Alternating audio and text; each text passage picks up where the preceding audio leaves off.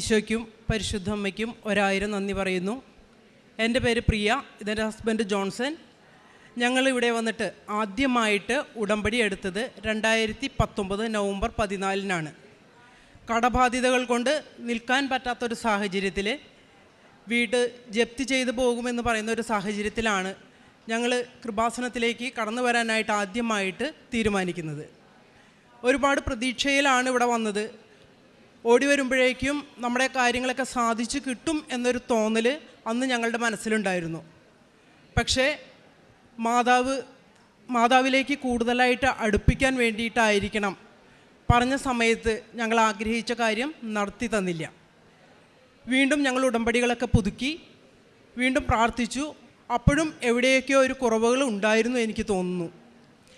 വീണ്ടും അത് കഴിഞ്ഞ് ഒരു ദിവസം ജപ്തി നോട്ടീസ് വീണ്ടും ബാങ്കിൽ നിന്ന് വീട്ടിലേക്ക് വന്നപ്പോൾ ഞങ്ങൾക്ക് ആകെ ടെൻഷനായി. എന്ത് ചെയ്യണമെന്നറിയാൻ പറ്റാത്ത അവസ്ഥയിൽ വന്ന് ബഹുമാനപ്പെട്ട ജോസഫ് അച്ഛനെ കാണാമെന്ന് ഞങ്ങൾ തീരുമാനിക്കുകയാണ്. ഇവിടെ വന്ന് ഉടമ്പടി പുതുക്കി ജോസഫ് അച്ഛനെ കണ്ടു, പ്രാർത്ഥിക്കാനായിട്ട് ആവശ്യപ്പെട്ടു. ജോസഫ് അച്ഛൻ ഞങ്ങളുടെ കയ്യിലിരുന്ന ജപ്തി നോട്ടീസ് വാങ്ങി മാതാവിൻ്റെ കാൽക്കൽ വെച്ച് പ്രാർത്ഥിച്ചതിന് ശേഷം തലയിൽ കൈവച്ച് പറഞ്ഞു, 3 മാസം കഴിയുമ്പോൾ നിങ്ങളിവിടെ വന്ന് സാക്ഷ്യം പറയണം. അപ്പോൾ തോന്നി പ്രതീക്ഷയ്ക്ക് വകയുണ്ട്. കാരണം അച്ഛൻ പറഞ്ഞാൽ അത് സംഭവിക്കുമെന്നൊരു ഉറപ്പ്, മാതാവ് അനുഗ്രഹിക്കുമെന്നൊരു ഉറപ്പ് ഞങ്ങളുടെ മനസ്സിലേക്ക് കടന്നു വന്നു. ഞങ്ങൾ രണ്ടുപേരും കൂടുതൽ പ്രാർത്ഥനയിലേക്ക് ഉയരാനായിട്ട് തീരുമാനിച്ചു. അതിനു വേണ്ടിയിട്ട് ഡേറ്റ് ഇട്ട് പ്രാർത്ഥിച്ചു. എൻ്റെ ജന്മദിനം സെപ്റ്റംബർ 23. ഞാൻ സെപ്റ്റംബർ 25, എൻ്റെ ഹസ്ബൻഡ് സെപ്റ്റംബർ 27 ഡേറ്റ് ഇട്ട് പ്രാർത്ഥിച്ചു. അത്ഭുതമെന്ന് പറയട്ടെ, മാതാവിൻ്റെ അനുഗ്രഹം കൊണ്ട് അതുവരെ ഒരുപാട് ആളുകൾ ആ സ്ഥലം കാണാനായിട്ട് വരികയും അവർക്കെല്ലാവർക്കും അത് ഇഷ്ടമാണെന്ന് പറയുകയും ചെയ്തിരുന്നൊരു സാഹചര്യമായിരുന്നു ഉണ്ടായിരുന്നത്. ഇഷ്ടപ്പെട്ടു പോകുന്ന ആരും തന്നെ തിരിച്ച് സ്ഥലം മേടിക്കാനായിട്ട് മടങ്ങി വന്നില്ല. അപ്പോഴൊക്കെ ഞങ്ങൾക്ക് തോന്നിയിരുന്നു, എന്തുകൊണ്ടാണാവോ ഇങ്ങനെ സംഭവിക്കുന്നത്, ആരും വാങ്ങാതെ എന്തുകൊണ്ട് പോകുന്നു, മാതാവ് അനുഗ്രഹിക്കും, ആ ഒരു ഉറപ്പിൽ നിന്നു. അങ്ങനെയിരിക്കെ തീരെ പ്രതീക്ഷിക്കാതെ ഞങ്ങളുടെ അയൽവക്കത്തു നിന്ന് തന്നെ ഒരാൾ വരികയും ഒട്ടും മോശമല്ലാത്ത രീതിയിൽ വില തന്ന് സ്ഥലം വാങ്ങുകയും ഞങ്ങളുടെ കടബാധ്യതകളിൽ നിന്ന് ഒരു 3/4% കടബാധ്യതകൾ മാറ്റി ഞങ്ങളുടെ ജപ്തിയിൽ നിന്ന് ഒഴിവാക്കി കിട്ടുകയും ചെയ്തു.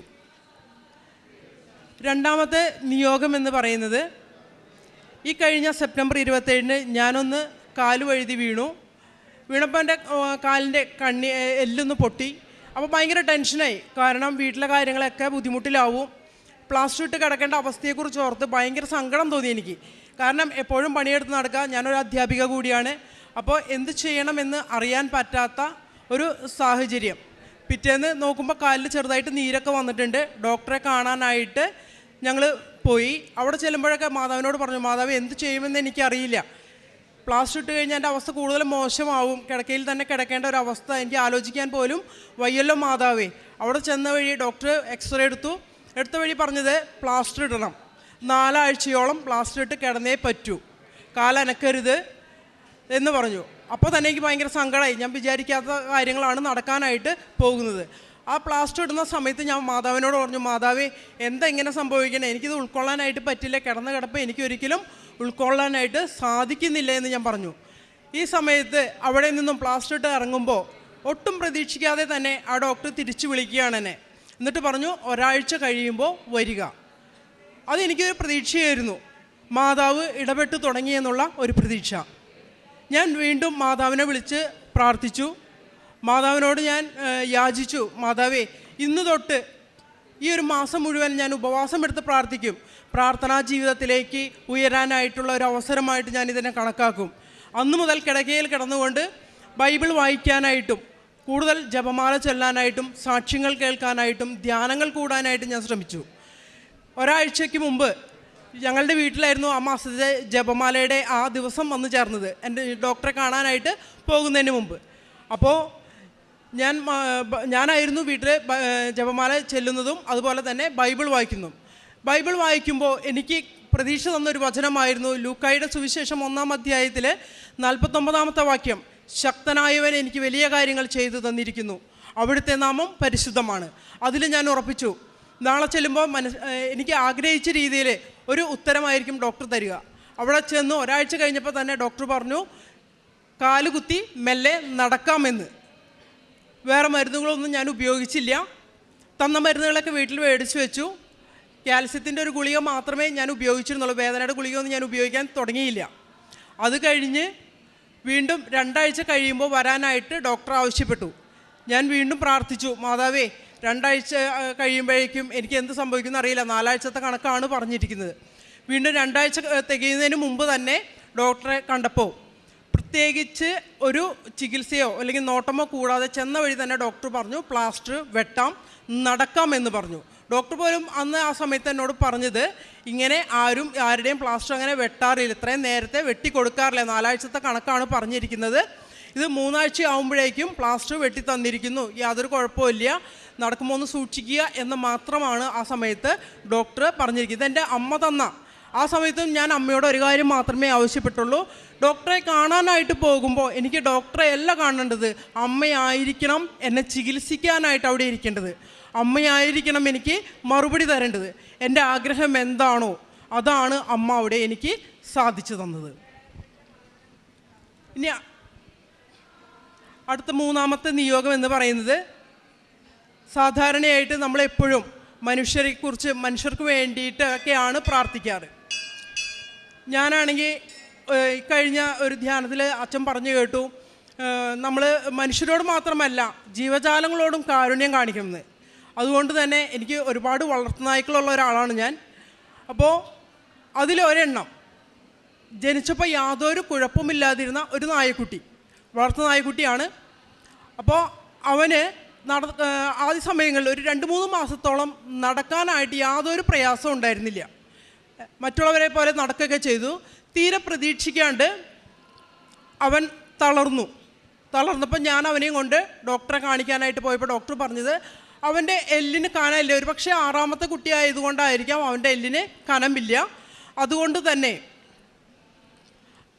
ഒരു 9-10 മാസം കഴിഞ്ഞിട്ടേ അവനിൽ പ്രതീക്ഷിക്കാൻ പറ്റുള്ളൂ. എല്ല് എന്ന് പറയുന്നത് സ്പോഞ്ചിൻ്റെ കനമേ ഉള്ളൂ. അപ്പോൾ അവൻ്റെ എല്ലാ കാര്യങ്ങളും എടുത്തുകൊണ്ട് പോയി ചെയ്യണം. അപ്പോൾ വളരെ ബുദ്ധിമുട്ട്, അവനെ തൊടുമ്പോൾ പോലും സൂക്ഷിക്കണം, ഭയങ്കര കരച്ചിലൊക്കെയാണ്. എനിക്ക് ഭയങ്കര സങ്കടമായിരുന്നു. എന്നാലും ഞാൻ കാൽസ്യത്തിൻ്റെ മരുന്നൊക്കെ കൊടുത്തു. ഈ സമയത്താണ് ഞാൻ വീഴുന്നതും എൻ്റെ കാലൊടിയുന്നതും. എനിക്ക് ഭയങ്കര സങ്കടം തോന്നി. അപ്പോൾ പക്ഷേ ഞാൻ പ്ലാസ്റ്റർ ഇട്ട് വന്നപ്പോൾ കാണുന്നത് അവൻ എഴുന്നേറ്റ് നിൽക്കുന്നതാണ്. അപ്പോൾ ഞാൻ ഹസ്ബൻഡിനോട് ചോദിച്ചു, എന്തെങ്ങനെ സംഭവിച്ചതെന്ന് ചോദിച്ചപ്പോൾ ആൾ പറഞ്ഞു എനിക്കറിയില്ല. അപ്പോൾ ഞാൻ പറഞ്ഞു, ഇത് മാതാവിൻ്റെ അത്ഭുതമായിരിക്കും, കാരണം ഞാൻ വയ്യാണ്ടായില്ലോ.